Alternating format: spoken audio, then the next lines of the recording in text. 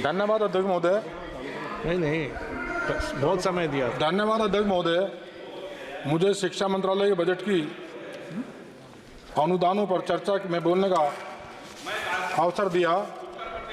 माननीय अध्यक्ष महोदय, आज मैं सदन के समक्ष भारत सरकार द्वारा बजट 2024 में शिक्षा के क्षेत्र में की गई महत्वपूर्ण घोषणाओं और मोदी सरकार के पिछले 10 वर्षों मौका मिलेगा में शिक्षा के क्षेत्र में किए गए विकास कार्यों पर चर्चा करना चाहता हूं, जिसमें उत्तर प्रदेश के लिए भी कई योजनाएं शामिल हैं। बजट 2024 में शिक्षा को सर्वोच्च प्राथमिकता दी गई। हमारे वित्त मंत्री श्रीमती निर्मला सीतारमण जी ने लोकसभा में अपना 7वां केंद्रीय बजट पेश किया है। इस बार शिक्षा के बजट में 20% की वृद्धि की गई है, जो हमारे बच्चों के भविष्य को संवारने की दिशा में एक महत्वपूर्ण कदम है। अध्यक्ष महोदय, मोदी सरकार के तीसरे कार्यकाल में प्रस्तुत बजट 2024 की सबसे बड़ी उपलब्धि यह है कि इस बजट में शिक्षा को युवाओं और महिलाओं में कौशल विकास तथा रोजगार परक बनाने के लिए महत्वपूर्ण प्रावधान किए गए हैं। इसके लिए 2024 के बजट में 1.48 लाख करोड़ की व्यवस्था की गई है। महोदय, शिक्षा के द्वारा ही कोई समाज सभ्यता के उन्नत शिखर तक पहुंच सकता है। इस समाज की सभी समस्याओं का दुनिया में एक ही उपाय है और वह है अपने समाज को शिक्षित करना। महोदय, मोदी जी के नेतृत्व में हमारी सरकार के द्वारा शिक्षा के माध्यम से युवाओं और महिलाओं के लिए विशेष प्रावधान किए गए हैं। नई शिक्षा नीति 2020 के उद्देश्य की शिक्षा को ज्ञानात्मक होने के साथ साथ रोजगार परक भी होना चाहिए। इस अनुशंसा का अनुपालन करते हुए इस बजट में विशेष प्रावधान किए गए हैं। अध्यक्ष महोदय, बेरोजगारी देश के सामने एक बड़ी समस्या है। स्वतंत्रता प्राप्ति के समय से ही रही है। देश के भूतपूर्व प्रधानमंत्री स्वर्गीय चौधरी चरण सिंह जी बेरोजगारी को देश की 4 प्रमुख समस्याओं में से एक मानते थे। इस बजट के द्वारा बेरोजगारी की समस्या के समाधान हेतु युवाओं एवं महिलाओं को कौशल प्रशिक्षण प्रदान कर आत्मनिर्भर बनाने की दिशा में महत्वपूर्ण कदम है। इस अनुषंग से देश में युवाओं और महिलाओं में स्वरोजगार के अवसर पैदा होंगे, जो कि आज की परिस्थितियों में सार्थक एवं प्रासंगिक हैं।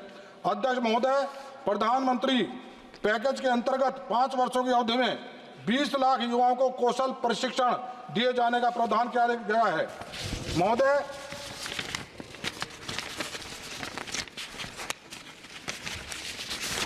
महोदय, इसके लिए परिणामोन्मुख दृष्टिकोण के साथ साथ 1000 औद्योगिक प्रशिक्षण संस्थानों ITI का उन्नयन किया जाएगा। भारत की शीर्ष कंपनियां 5 साल में 1 करोड़ युवाओं को कौशल प्रशिक्षण देंगी। साथ ही 5000 के मासिक मानदेय के साथ साथ 12 माह की प्रधानमंत्री इंटर्नशिप भी दी जाएगी। अध्यक्ष महोदय, बजट में युवाओं को शिक्षा ऋण की बहुत ही सार्थक योजना प्रस्तुत की गई है। इसके तहत घरेलू संस्थानों में उच्च शिक्षा के लिए 10 लाख रुपए तक के ऋण हेतु एक वित्तीय सहायता की व्यवस्था की घोषणा की गई है। महोदय, यह योजना देश के करोड़ों युवाओं के उच्च शिक्षा प्राप्त करने के अत्यंत सहायक सिद्ध होगी। जो उच्च शिक्षा प्राप्त करने से वंचित रह जाते थे, उनके लिए योजना वरदान साबित होगी। अध्यक्ष महोदय, हमारी सरकार के इस बजट में शिक्षा के द्वारा महिलाओं के कौशल विकास प्रशिक्षण पर जोर दिया गया है, ताकि महिलाओं की रोजगार में अधिकाधिक सहभागिता हो सके।